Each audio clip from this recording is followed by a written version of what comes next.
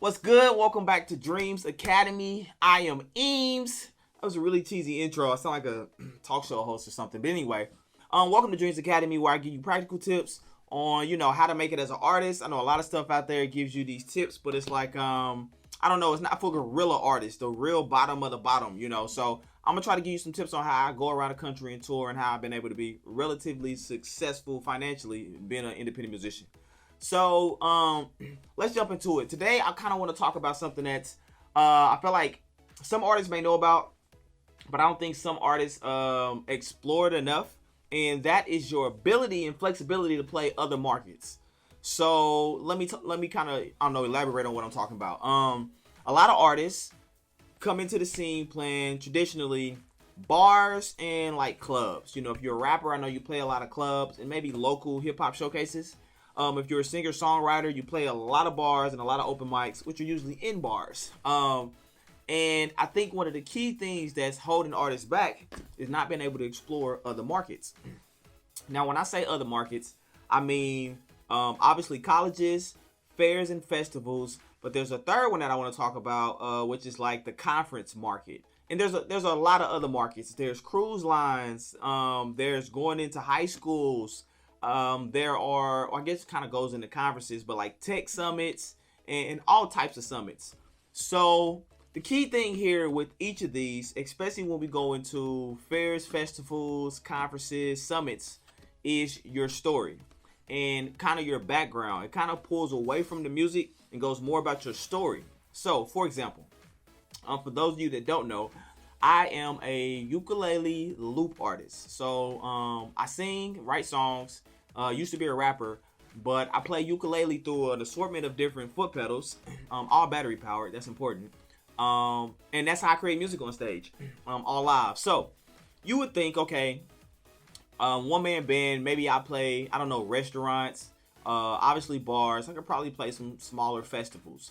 But what I've been able to do is, through me using technology, we'll start there. Through me using technology in my setup, I've been able to play tech summits. People have me come in and, I don't know, maybe anywhere from 15 to 25 minutes, do a performance piece that kind of entails me speaking about how I use technology in my music production and how it expands, how I can use it to expand my horizons and do new things in music. And then I sing some songs. So I'm using the technology aspect of my performance to get into a whole nother market in the technology field. Let's go another route. I play ukulele. So now I haven't done this yet, but if I wanted to, I could go in the ukulele field and I could play fairs, festivals, conferences specialized towards ukuleles, and ukulele enthusiasts. I could be, I don't know, for our special guest, we have Eames, who takes ukulele to a whole nother level by adding loop pedal and hip hop and different. You get the point. So I could go play ukulele festivals. I'm not just keeping myself in the club market or the bar market. I'm looking into those micro niches, is what they call it, those smaller pools, and I'm finding ways to play more shows. And the main thing you want to do when coming up is you want to be versatile, because the key to being successful in music is visibility. It's no different from getting, I don't know, 100,000 followers on Instagram. You want to get more people to see you. So you want to play in as many fields as you can. The more different shows you can do, the more versatile you are, the easier it'll be to be visible. So let's give another example. I don't want to just talk about me.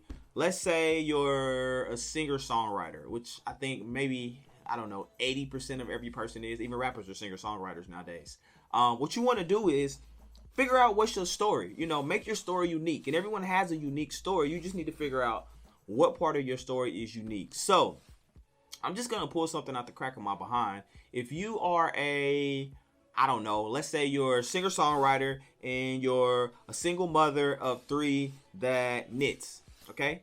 You could go find knitting conferences or knitting conventions where they showcase the hottest knitting gear coming up in 2020. What I would do if I was you, I would create a story that's kind of based around knitting that has to do with your music. And that way, when you get on stage, you can kind of draw the two together.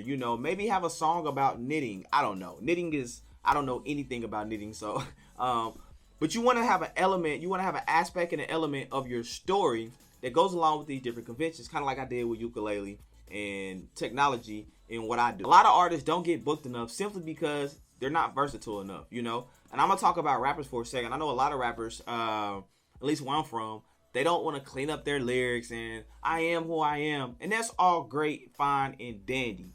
But even the most gangster of gangster rappers clean up their stuff to go on the BET Awards, the Soul Train Awards, you know, all these different VMAs. They clean up their stuff because they want to get onto these shows. They realize they need to be versatile. So I challenge you to go out and kind of get on Google, do your Googles, and figure out what different markets you can go into. Start developing your story, understanding who you are, what you stand for, things you're really into that play a very important part in your music or your life. And kind of start shaping your story, you know, around that so that you can get into these different markets. And it's okay to have different stories, you know. One story I may tell is how I discovered the ukulele. Another story I might tell is how I decided to start using technology. When I first started, I was using the iPad to do all my music creation, from singing, from recording my songs to actually using my loop pedals. I still use the iPad in the church. So the iPad was like the brains of my situation when I first started. And at the time, I was trying to figure out how I could get into like Apple. I wanted to see how I could get into Apple conferences and Apple reviews, and I wanted to work closely with Apple. So start developing your story. Find out what, you know, what elements you can kind of dig from and pull from your background, and put that into your story and start shooting out the emails. And the most important thing, which we'll talk more about in another video, is when you're sending out emails, or, you know, you're pitching your 30-second pitch to, I don't know, somebody you find out just walking around, and you start talking to somebody at a bar. The thing is to remember, pitch yourself. Don't let fear stop you from pitching yourself. The thing is, with an artist, you have to be able to accept the no. Once you get over accepting the no, which is the hardest part for most musicians, they're scared to get a no, so they never ask. Once you get over the no and you're okay with accepting the no, the sky is the limit. The sky's the limit. I'll sit down and send 200 emails internationally. And if 30 people hit me back, I just booked 30 shows nationally at some of the most weirdest, craziest, different places, which end up turning out to be some of the best shows. You meet a lot of new people. You learn a lot because you dare to do something different. So with that being said, that's all I'm going to talk about today. Make sure you hit the subscribe button. That's super important. Turn on the notifications. We try to do a video every single day. We're running with it. So much stuff to talk about. And I'm just pulling from my success. I've been able to tour around the country for the last 4 years, playing some major conferences, major fairs and festivals. Just got done with a college tour, which was on the East Coast. Super fun. 12 schools. So yeah, subscribe below. I'm going to keep giving you tips. If you have any questions, put them in the comments, and go out and try to do something different today. It's your boy.